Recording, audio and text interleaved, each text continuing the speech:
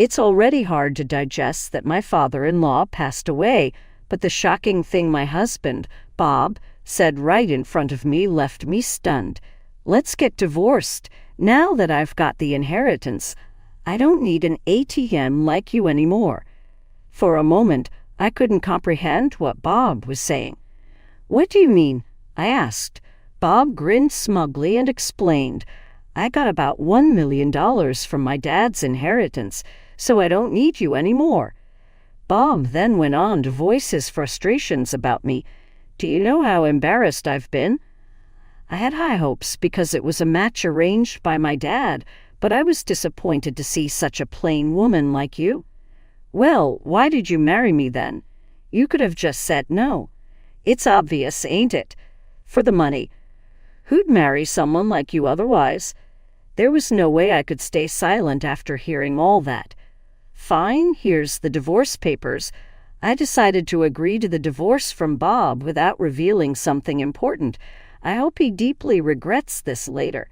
My name is Catherine Smith. I'm 42 years old, and I run a fashion company. I got married to Bob, who's 2 years younger, 2 years ago. Our marriage was arranged. Bob is the son of Mr. Smith, the CEO of a company I had dealt with for many years. Being an only child, it seemed Mr. Smith initially intended for Bob to succeed him, but Bob showed no interest and wasn't particularly skilled at his job. So Bob quickly dropped out of the running for successor and just worked as a regular employee. What attracted me to Bob was his laid-back nature. Since childhood, people often told me I was too serious and lacked spontaneity. I was praised for being studious, but sometimes found too stiff. Some of my ex-boyfriends even told me, "You're not fun. It's like I'm dating a boss." It was heartbreaking, but I always felt maybe I was too serious. Being labeled as inflexible was common. I struggled with handling things casually and often got too engrossed. To me, Bob seemed like he was from a completely different world. During our first date, Bob took me to a restaurant he recommended, but it was closed. Now, I would have been flustered by such an unexpected situation, but not Bob. "Let's just go to that diner over there," he said, changing plans effortlessly. For someone as rigid as me, his response was a revelation. I thought by being with him, I could also become adaptable. That's why I decided to marry him. Many people were against our marriage. Some even suggested I could find someone better. Even Mr. Smith, my father-in-law, wasn't very enthusiastic. "You sure you want to take on my son? It feels like I'm burdening you with him," he had asked. Back then, I felt no one really understood Bob's worth, but maybe they were right. Soon after we got married, Bob quit his job without consulting anyone. He just stopped going to work. When both I and Mr. Smith inquired about the reason, Bob nonchalantly said, "Why do I need to work if you are making money for us both?" My father-in-law and I were so taken aback by Bob's attitude that we were at a loss for words. Why would he rely solely on me for income? I tried to persuade Bob multiple times with my father-in-law's help, but Bob's mindset never changed. "Even if I work, I can't make as much as Catherine does," he said.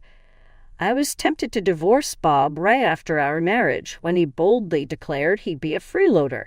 If he was a young man in his 20s, I might have found this cute, but this tantrum was coming from a man approaching 40.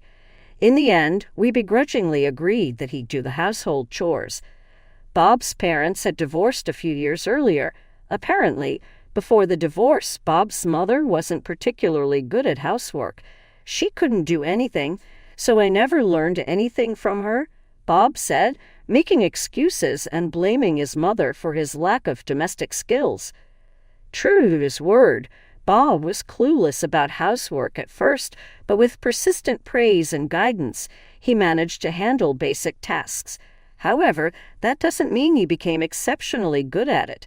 Still, he looked quite satisfied with himself. "Thanks to me taking care of the house, Catherine can work. You should be grateful," he said. There was something about Bob's confident expression that rubbed me the wrong way, but it wasn't worth making a fuss about. "Yes, Bob, I'm really grateful for your help, I said, forcing a smile. There were times I got irritated, but I think we managed to get along quite well. About a year into our marriage, a significant event occurred. My father-in-law adopted a child, a 9-year-old boy named Jack. Jack seemed like any ordinary boy. My father-in-law is the type of person who doesn't make senseless decisions, so why did he suddenly adopt Jack? One day, when we were alone, I asked my father-in-law about Jack. He replied, "Promise you won't tell anyone," and then explained. It turns out Jack was the child of an employee my father-in-law had been fond of. Having had a close relationship with the family, he cared for Jack like a grandson. Tragically, Jack's parents died in an accident. They had eloped and had no close relatives, so Jack would have ended up in a foster home. Unsure if Jack would be happy with us, my father-in-law decided to adopt him, hoping for the best. "I see, that's very kind of you," I said. "Although Bob and I didn't have children, we had quite a bit of freedom. Please rely on me if you need anything." My father-in-law smiled warmly at this. After that, he relied on me from time to time, just as I had asked. On nights when he couldn't make it back from work or had pressing commitments, I took care of Jack. At first, Jack was a bit apprehensive, but he warmed up quickly. He was either very friendly or trying hard to fit in. Thinking about it made me feel somewhat emotional. Bob, on the other hand, wasn't thrilled about the situation. He wasn't exactly welcoming toward Jack. I could understand his mixed feelings, knowing his father took in a stranger. But when I tried talking to Bob, it turned out he had a completely different concern. Adopting him. What's he thinking? This is going to cut into my inheritance. I was hoping to get everything. I couldn't believe my ears. Bob wasn't feeling conflicted about Jack. He was worried about the inheritance. "I'm going to talk to Dad about this. I'm not cool with it," Bob said and went to confront his father. When he returned, he was in a strangely good mood. I cautiously asked, "How did it go?" "Oh, it's all good. My share isn't changing," Bob replied, smiling. "Huh? What do you mean? I always thought even an adopted child like Jack had the same inheritance rights as a biological child. What's going on here?" Noticing my confusion, Bob smugly explained, "Dad's making Jack give up his inheritance rights. Makes sense, I'm his only son after all." Could the father-in-law who spoke of Jack with such affection really plan on leaving him nothing after his passing? Something didn't sit right with me. I wasn't convinced, but Bob said with relief, "I'm glad." Well, if my father-in-law says so, there must be a reason behind it. Either way, he is still in his 60s. We probably won't be dealing with any inheritance for a while. In fact, it seemed more likely that I'd divorce Bob before my father-in-law passed away. I was nonchalantly pondering such thoughts, but that moment came much sooner than expected. A year later, my father-in-law was involved in an accident and never came back. I never thought I'd say goodbye to him so soon. I've known my father-in-law longer than I've known Bob. He was a respectable man, both in his professional and private life. After hearing the news, I was overcome with a sense of loss, and tears wouldn't stop flowing. My eyes were heavy from crying, and my head throbbed as I forced myself to prepare for the funeral. Bob was the main mourner, but he didn't seem to be grieving. He just seemed distant. His father had passed away so suddenly, perhaps Bob was in such shock that it didn't feel real. I had to step up and make preparations to bid farewell to my father-in-law on behalf of Bob. I felt like crying, but somehow held back during the funeral. As hard as it was for me, seeing Jack cry was the most heartbreaking. Throughout it all, Bob didn't shed a single tear. That's when I began to find Bob's behavior peculiar. Rather than grieving, Bob seemed restless or even giddy. Sometime after the commotion, the reason became clear. "Bob, isn't something off with you? Aren't you sad about your dad's passing?" I intended my comment to reflect concern about his lack of tears, but his response caught me off guard. "Oh, of course I'm sad, but I'm also kind of thrilled. Oops, guess my joy showed, huh? Come on, Catherine. You know Dad was the CEO, right? He's bound to have some money. How much do you think he left behind?"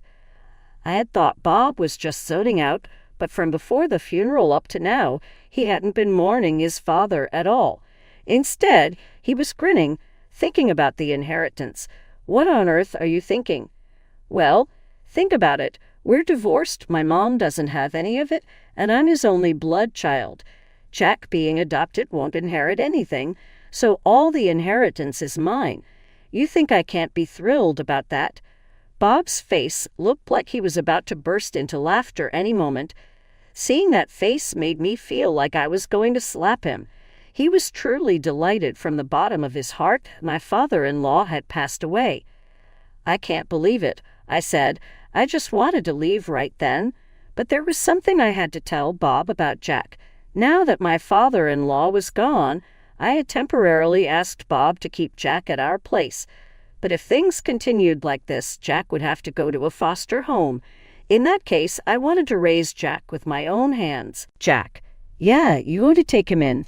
"Sounds good to me," Bob said, surprisingly agreeable. Then he continued with a smile.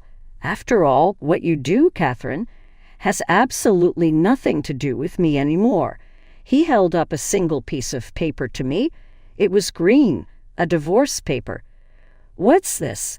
I asked, confused. "Let's get a divorce. Now that I've got the inheritance, I don't need my personal ATM. You anymore." For a moment, I didn't understand what Bob was saying. Did he just call me an ATM and say I was no longer needed? "What do you mean?" I asked. Bob smirked and proudly told me, "I got around $1 million from my dad's inheritance, so I don't need you anymore. With this much, I don't have to work anymore. I don't need to please you, and I don't have to bother with tedious chores." Oh, how wonderful! With exaggerated gestures, Bob openly expressed his joy. I was deeply shocked seeing this side of Bob. The inheritance was money that came after my father-in-law's death, yet he was rejoicing as if he won the lottery. Bob didn't seem to mourn or remember my father-in-law. He was genuinely happy. Money is a scary thing. It's not uncommon for people to change dramatically after getting a huge sum. Perhaps with such a large amount in front of him, Bob was just getting a bit carried away. "Calm down, Bob. Let's talk first," I said, putting my hand on Bob's shoulder. But Bob quickly shrugged it off and shouted at me with fury, "Shut up, you boring woman. I married you because you were introduced by my father and you were a CEO, but I always felt suffocated with you. It's hard for me." Bob listed his grievances against me, and I was so disappointed. I expected someone better from the arranged date my dad set up, but got someone plain like you, he said. If that was the case, he could have just refused the match.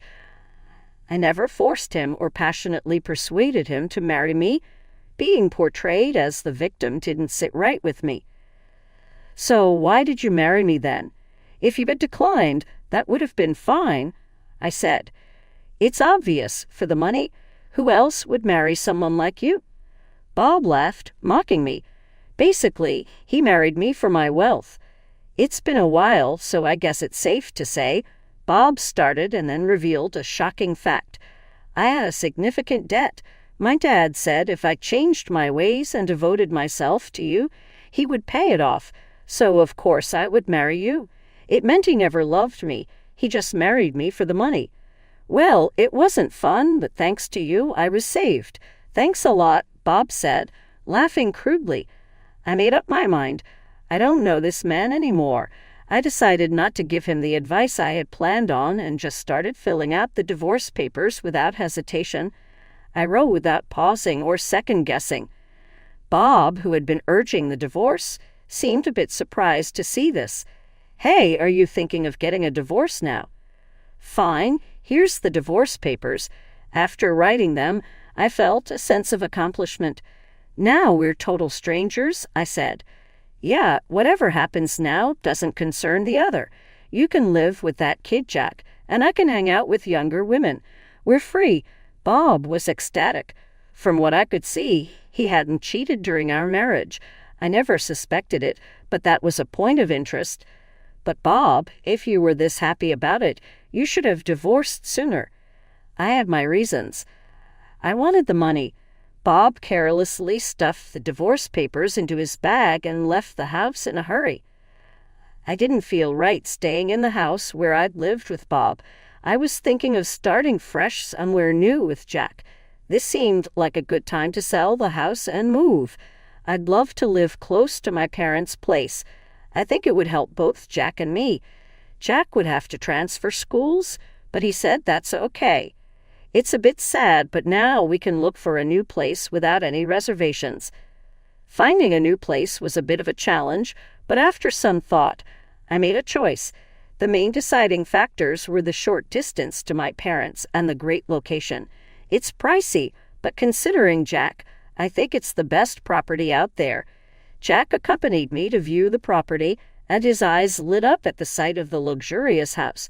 It's spacious and elaborately decorated. There's plenty of storage, which was a concern of mine, and surprisingly, it even came with a pool. Honestly, I didn't need a pool, but seeing Jack's excitement made it worth it. Wow, this is amazing. It would have been fine for me to live anywhere, but seeing him happy was what mattered most, and so we moved. It took a while for both Jack and me to adjust, but eventually our new house became a comforting place. Around that time, I got a call from Bob. He seemed desperate and said he wanted to meet and apologize immediately. I had an idea why he'd suddenly say that. I could have ignored him, but since he was so insistent, I decided to meet. I left Jack with my mother and headed to the diner I had specified. Bob had arrived earlier. He was sitting in a corner booth, looking pale and on the verge of tears. "Catherine," he said as he stood up upon seeing me. I gave Bob a cold look. "What do you want, Bob? We're supposed to be strangers now." "Don't say that. The truth is, my dad had debts. Damn, I never thought he'd leave those behind. So you inherited $1 million, right? Just pay it off." No, the debts are more than the inheritance. It turned out the debt exceeded the $1 million inheritance. After inheriting both the assets and the liabilities, Bob was now saddled with debt. I didn't know I'd inherit the debt too. Bob looked defeated. "Please, Catherine, you must have some savings. We were married once. Please help me out," he pleaded with a flattering smile. Did Bob even remember what he said before? "After all the times you belittled me, even calling me an ATM, who would want to help you now?" It was audacious of him to contact me. He'd said over the phone that he wanted to apologize, but he hasn't done so yet. You really regretted our marriage, didn't you? After everything you said, how can you ask for help now? Well, back then, I never imagined this would happen. His convenience astounded me. He probably thought he wouldn't need money from me anymore, but now that he does, he's groveling. "Sorry, but I can't meet your expectations. I don't have the money." "What are you talking about?" "I know your business is thriving." Liar. I wished he'd stop blaming me for his own mistakes. "I'm not lying. I just don't have the money to lend you. Not every bank lends to everyone, right? Why would I lend if I don't expect it back?" Bob remembered the harsh words he once threw at me and looked a bit guilty, yet he didn't apologize. Such a proud man. What's with the cold shoulder? "Don't you care what happens to me?" "Oh, did you forget what you said when we got divorced? We're strangers now. Nothing to do with each other. Weren't those your words?" I might have said something like that, but I didn't mean it. I never imagined things would turn out this way. Bob leaned on the table, looking sad. I thought about the life insurance, but my dad's lawyer said I'm not the beneficiary. "Oh, really?" I laughed at his statement, which made Bob look at me in shock. "You don't think, Catherine, did my dad leave it to you?" "No, it's not me." "Then why'd you laugh?" "I just felt a bit sorry for you, that's all.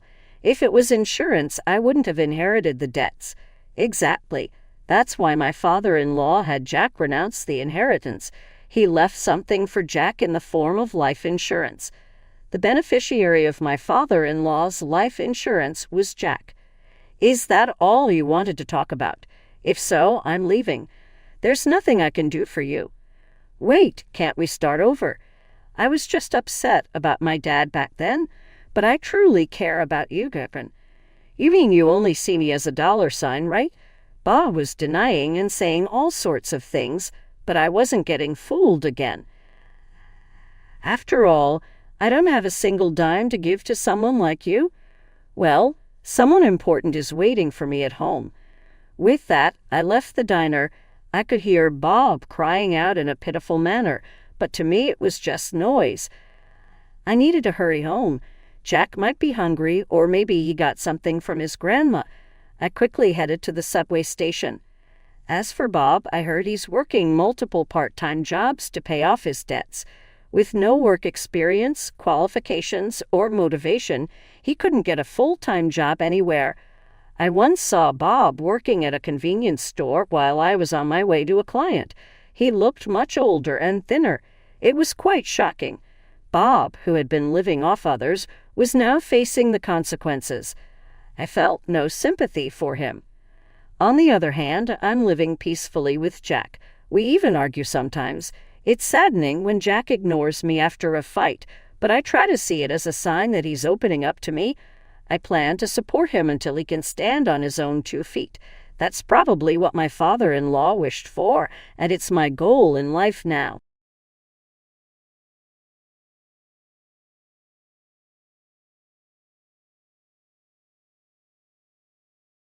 You really think wearing that will make a good impression? Ethan's words echoed in my mind as I stared at my reflection. I smoothed my hands over the simple black dress I had chosen for dinner with his parents tonight. It wasn't flashy or expensive, but it was me. Or at least, I thought it was until now. Doubts swirled as I recalled Ethan's tone when he saw my outfit earlier. Was he right? Maybe I should have worn something more formal and elegant. But as an emerging artist barely scraping by, my wardrobe was limited. I sighed, pushing the negative thoughts away. I had to stop second-guessing myself. The doorbell rang and I took a deep breath. It was now or never. Ethan greeted me with a weak smile and a peck on the cheek. We drove in tense silence to his parents' lavish downtown apartment. I gazed up at the sleek high-rise apprehensively. "Don't worry, you look great," Ethan finally said, though his voice lacked conviction. My doubts returned, but before I could respond, we were stepping into the cold marble foyer. The sound of my modest heels echoed loudly. "Ethan, so good of you to come," a tall, imposing man greeted us, Ethan's father, Harold.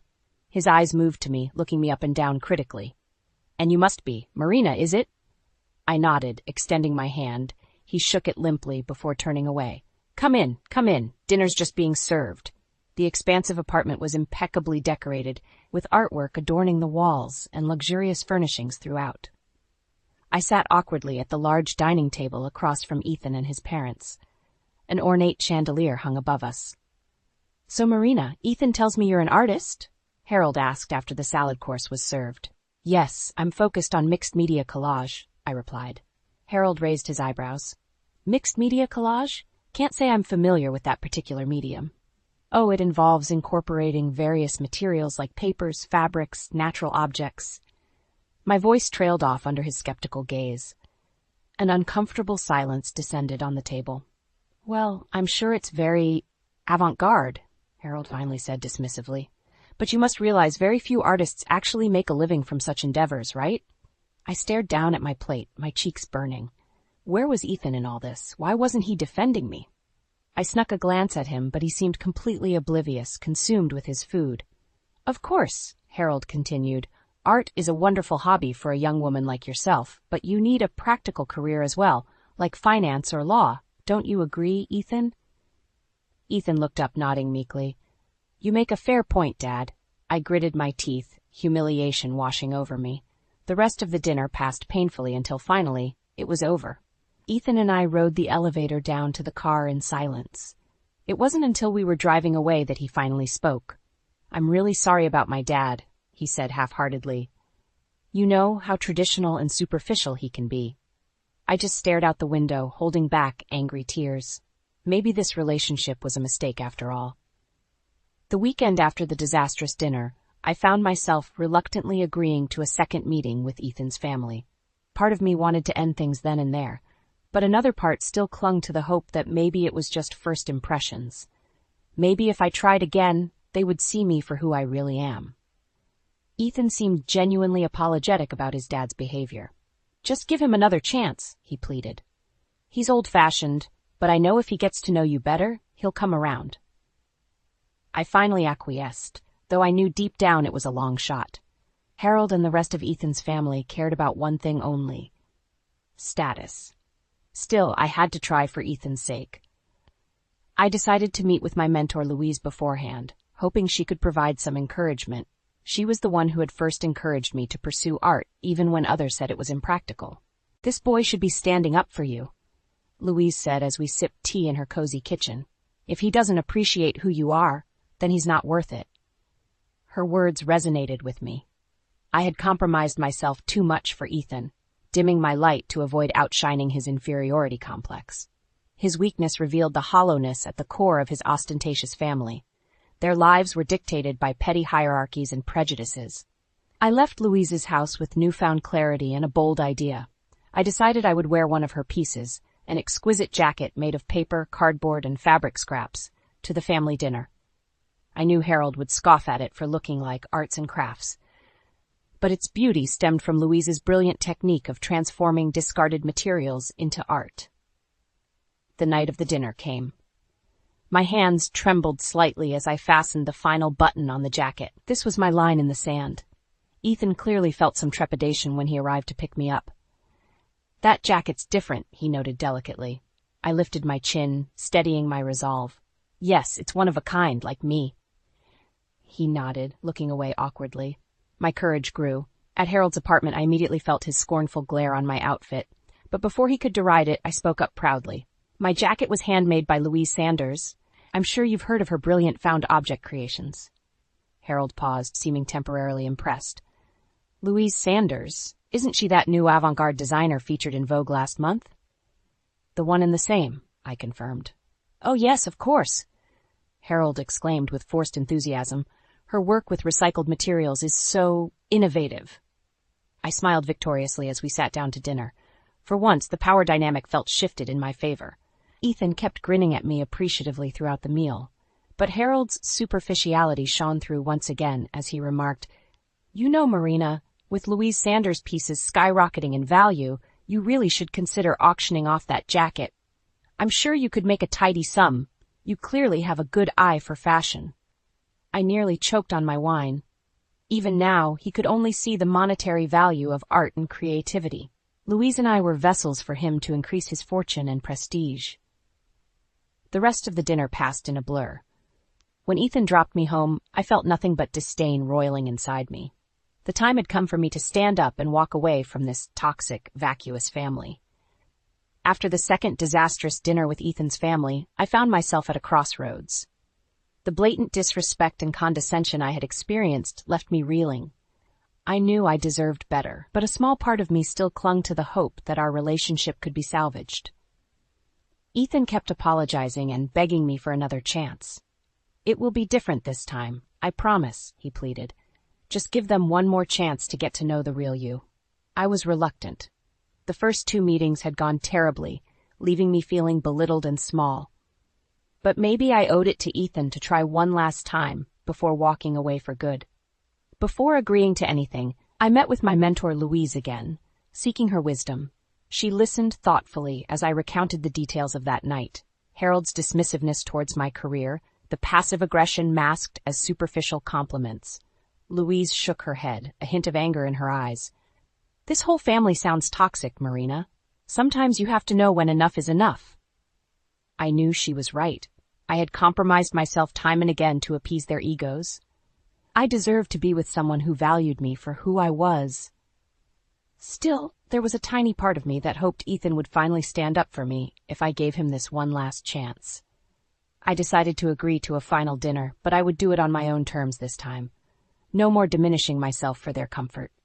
When Ethan arrived to pick me up, I wore an even bolder outfit, adorned with pieces from several emerging designers. I could see the surprise in Ethan's eyes. but he said nothing as we drove to meet his parents. At dinner, Harold's eyes lingered on my clothes with unveiled disdain. Before he could make a snide remark, I spoke up. I'm wearing some new designers, ones who are doing groundbreaking work experimenting with sustainable materials. Since you have such an interest in fashion, I thought you'd appreciate these conscious pieces. Harold's mouth snapped shut, unable to formulate a response. The rest of Ethan's family shifted uncomfortably. As dinner progressed, I continued speaking out passionately about my beliefs, challenging their superficial mindsets. With each word, I felt myself reclaiming my power. Ethan watched me with a stunned expression, like he was seeing me clearly for the first time. Finally, Harold sneered, "What's gotten into you tonight, Marina? This new attitude of yours is quite off-putting." I smiled calmly as I stood up from my seat. With all due respect, nothing has gotten into me. This is who I have been all along. But instead of appreciating that, you have dismissed and belittled me at every turn.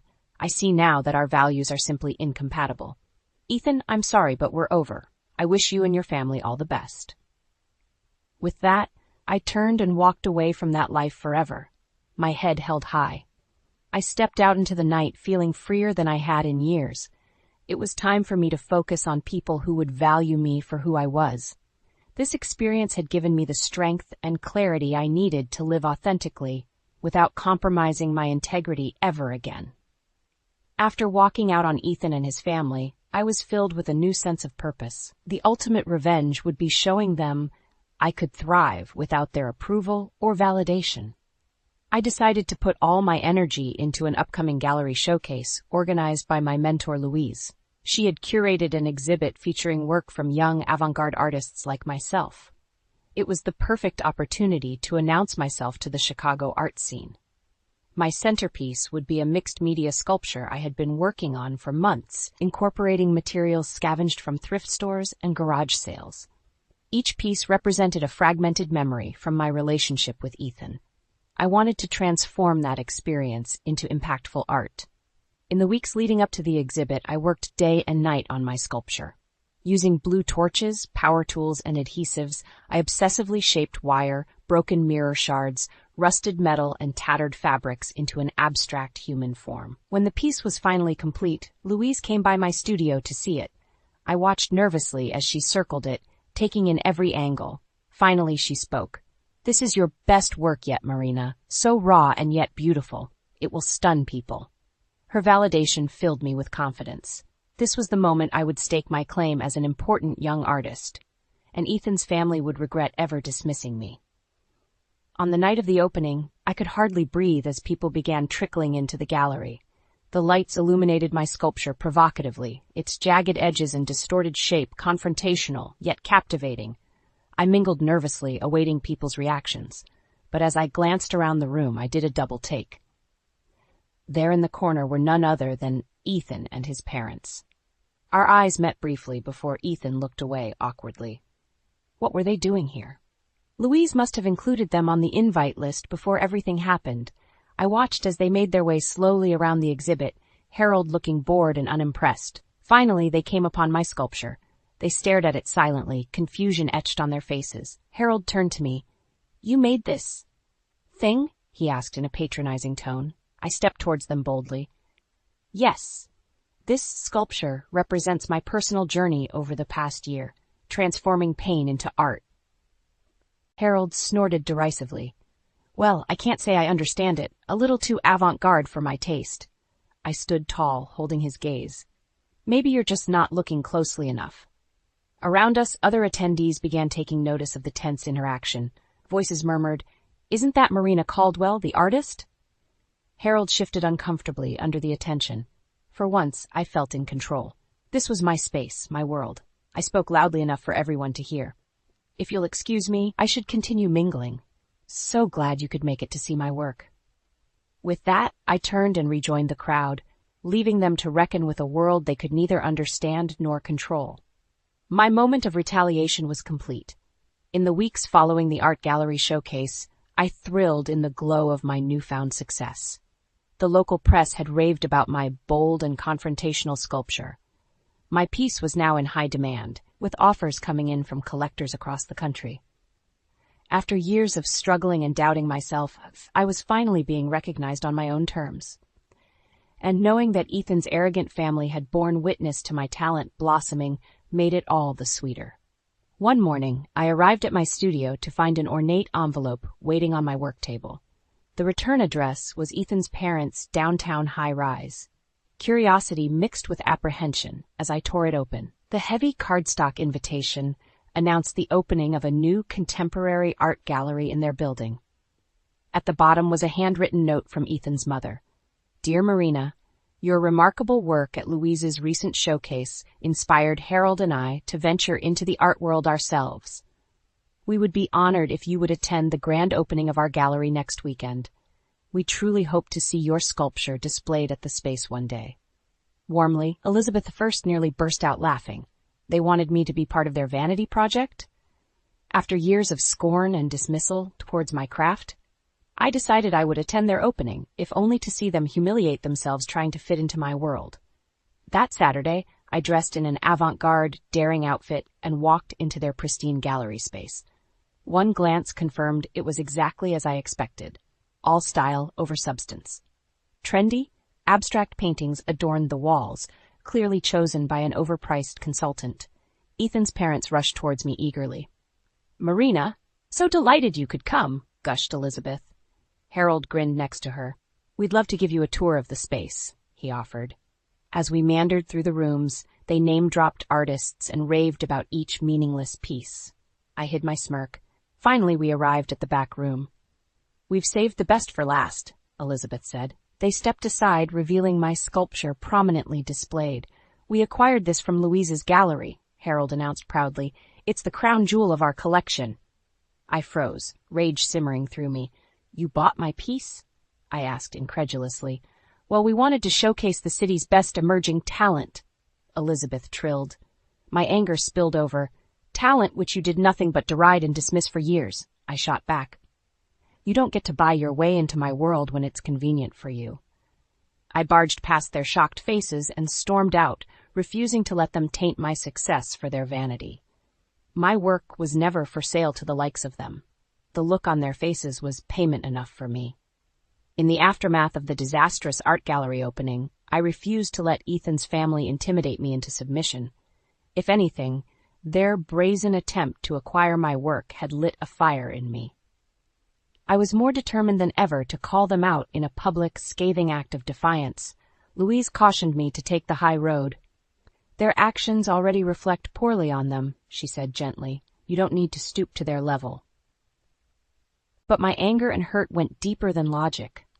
I decided to attend a prestigious charity benefit that I knew Ethan's family would be at. It was time for a very public reckoning. I wore a simple black sheath dress and an icy expression as I entered the ballroom, immediately spotting Ethan and his parents holding court. As we locked eyes, I noted nervousness in Harold's face, but I didn't plan to confront them directly. That would be too kind. During the program, a wealthy benefactor took the stage to announce a major donation. I recognized him from the newspaper, a real estate mogul who had ruthlessly bought up low-income housing and displaced families, all in the name of progress. When polite applause sounded, I stood up and booed loudly. Shocked faces turned to me. Before anyone could react, I strode onto the stage and grabbed the microphone. This man deserves condemnation, not celebration. I declared passionately to the stunned crowd. He is responsible for rampant gentrification and suffering of the vulnerable. His donation is blood money. Murmurs arose as security rushed towards me, but I continued staring defiantly until they hauled me away. The story would make headlines tomorrow, I knew. Ethan appeared at my side as I was escorted out. Marina, what were you thinking? He hissed. I met his eyes unwaveringly. The better question is, what are you thinking? Aligning yourself with these toxic elites, letting them stomp on others. My voice rose with anger. You've thrown away every good thing between us to worship at the altar of greed and status. I stepped closer and spat out my final blow. You and your whole damned family deserve each other. I shoved past Ethan, leaving him speechless amidst the swirling chaos. My heels clicked across the marble lobby as I strode outside with my head held high, finally free of their grasp. The next weeks passed in a blur.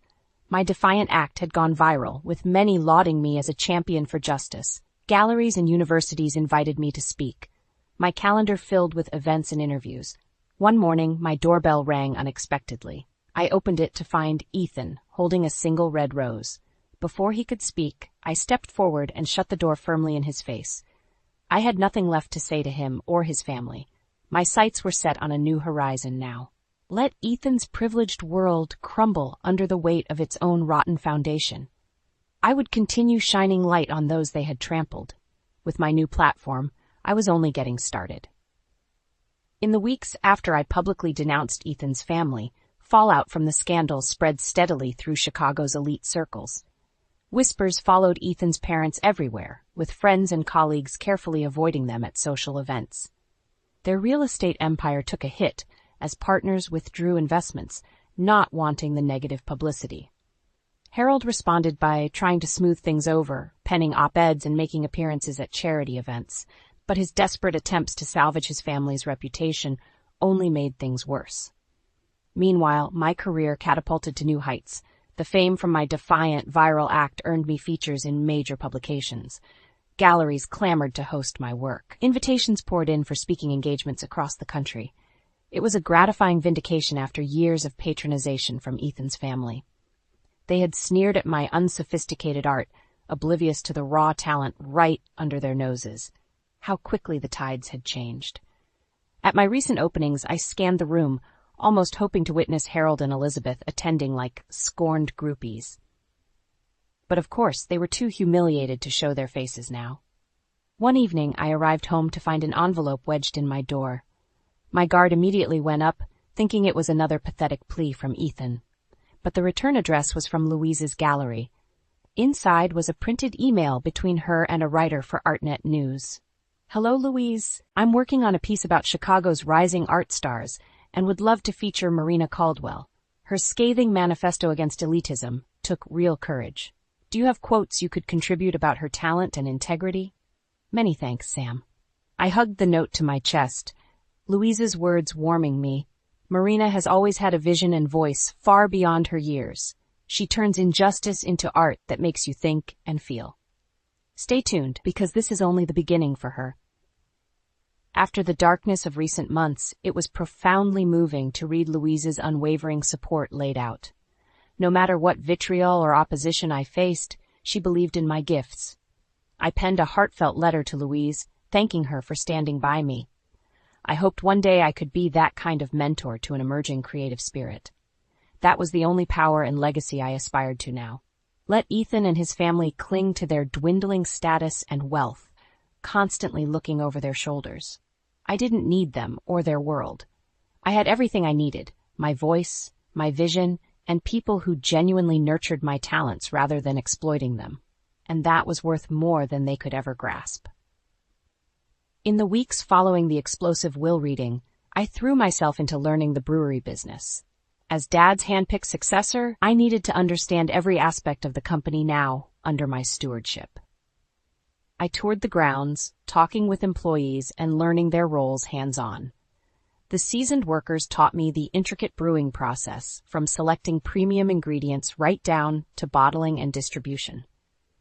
As I reviewed accounting records, the picture came into clear focus. Dad built this empire from the ground up, showing me the deeper meaning behind his years of endless work. The company meant far more than profit margins to him. It meant community, jobs for hundreds, partnerships with local farms, families sustained for generations. The brewery wove lives together in a way I never fully appreciated until now. Late one evening, as I finalized a new hire's papers, loud shouts rang out from the parking lot. I rushed outside to investigate. My gut tightened at what I saw. Evelyn and Declan stood screaming at Tom, Dad's loyal head brewer of 20 years. In the shadows lurked several suited men with hard expressions. Evelyn's usually polished blonde hair hung in frazzled strands as she jabbed a finger at Tom. "You have no right to block us," she shrilled. "Marshall promised us control." Tom stood firm, arms crossed. "This is Mr. Ryder's brewery now, as Mr. Marshall wanted. I aim to uphold his wishes." Declan grabbed Tom's shirt, wrenching the older man close. "Tell us the access codes to the system mainframe now," he growled, "or my associates will convince you the hard way." The suited men cracked their knuckles, malice glinting in their eyes. Tom paled but lifted his chin. "I won't betray Mr. Marshall's son. Do your worst." Rage exploded within me. I stalked forward, muscles coiled tight. "Let him go!" My shout echoed sharply. Everyone froze. Evelyn recovered first, her smile dripping false sweetness. "Ryder, darling, we were just having a chat with Tom here." I cut through her facade with a blistering glare. "Get off my property, now." Declan released Tom hastily as they scrambled to their car. Pausing, Evelyn hissed at me, "You'll pay for this," before peeling out down the road. I watched them go, chest heaving. So now they resorted to threats and violence, revealing desperation to reclaim what they considered their lost inheritance. Well, that was never happening. I turned to Tom, who gave me a grateful nod. In that small gesture, I recognized the deeper bond of trust Dad and Tom shared now flowing to me. As we walked back inside, steely purpose took root within me. Evelyn and Declan wanted war? Fine. For the brewery, for Dad and for Tom, I would give them absolute hell. No more playing nice. That time ended when they laid hands on my people and tried dismantling Dad's legacy. If those snakes wanted a fight, I would rain fire on their ambitions until only ashes remained. My father's company now lived through me, and I protected what was mine. Years had passed since I walked away from Ethan and his toxic family. In that time, my career and self-confidence flourished beyond what I could have imagined. After publicly calling them out, doors opened for me to elevate other unheard voices through my art. Galleries and universities gave me platforms to share searing work exposing social injustice. My days filled with passion and purpose as I collaborated with inspiring minds. The fame and fortune were secondary. I treasured the connections most of all. Of course, the curiosity lingered about whatever became of Ethan and his parents after their spectacular downfall. I caught occasional rumors of them selling off assets and withdrawing from the public eye. But I felt no desire to follow up or relish their suffering. I had made my point and moved on. Their world held no appeal for me anymore, nor any power over my life path. One morning, an envelope arrived containing a wedding invitation from my friend Sophie, another artist and outspoken spirit. I smiled, remembering late nights working together in my cramped studio, dreaming of the day our voices would be heard. That evening, I eagerly attended her show, first displaying the two of us as young hopefuls. Seeing our unjaded faces juxtaposed with who we had become was profoundly moving. Pride welled up in me for Sophie, and for my own growth. As I gazed at the photos, one figure standing sullenly in the corner caught my eye. Ethan. A part of our history together I had forgotten. Sophie noticed my stare and came over. "Ancient history," she said, squeezing my shoulder. I nodded, letting the past dissolve once more. At Sophie's wedding the next weekend, I toasted her and her husband, celebrating the power of love between partners who see each other fully. No pretense or jockeying for control, just joyful union. My own romantic life had seen ups and downs over the years. I endured some hard lessons on the path to knowing my worth, but I approached relationships now with wisdom to recognize truth and reciprocity. During the reception, Sophie's father Ron, a retired steelworker, approached me. "I'm so thankful Sophie had you as a friend starting out," he said gruffly. "You always valued her for who she really is." I squeezed his calloused hand, overcome with emotion. This was the only legacy I cared about, lifting up others so their light could shine. As a new day dawned, I awoke filled with gratitude for the hard-won lessons that shaped me. I had broken free from toxic expectations and found my voice. What lay ahead I didn't know, but I would meet it boldly, without compromise.